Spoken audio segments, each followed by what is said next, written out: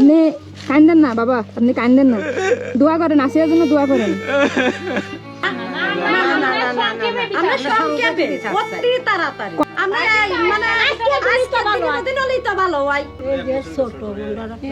তোমার আসিয়া কি তোমার 1 বছরের ছোট?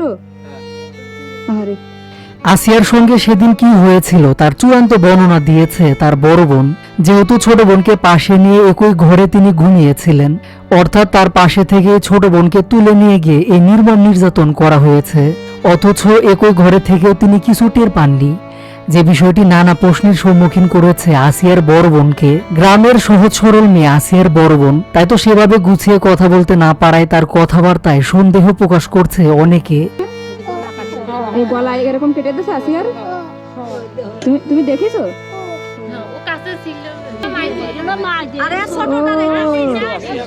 এও কি আসিয়ার আপন বোন? তবে আসিয়ার বড় বোনের দাবি তার স্বামী এবং শ্বশুর মিলে এই ঘটনা ঘটিয়েছে। এ চক্রের সঙ্গে জড়িত তার শাশুড়িও।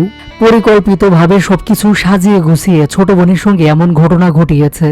তবে নানা রকম প্রশ্নের ইঙ্গিত দিচ্ছে এর সাথে আরো কারা কারা জড়িত। একই ঘরে থেকেও কেন বুঝতে পারল না আসিয়ার বড় বোন?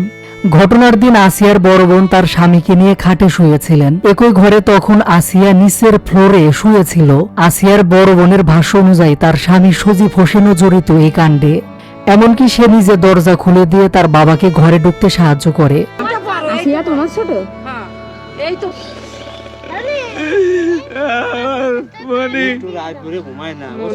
আসিয়ার বড় বোন জানান এর আগে একাধিকবার তাকেও খারাপ কিছু করেছে শ্বশুর হিটু শেখ, যেটা তিনি স্বামীর কানে দিলেও কোনো প্রতিকার পাননি।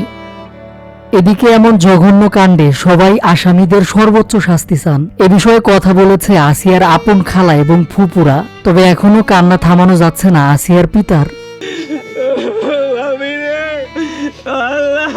মেয়ের জন্য এখনো অঝরে কাঁদছেন তিনি। এমনিতেই মানসিকভাবে ভারসাম্যহীন তিনি, এর মধ্যে মেয়ের সাথে ঘটা এমন কাণ্ডে তিনি আরো ভেঙে পড়েছেন।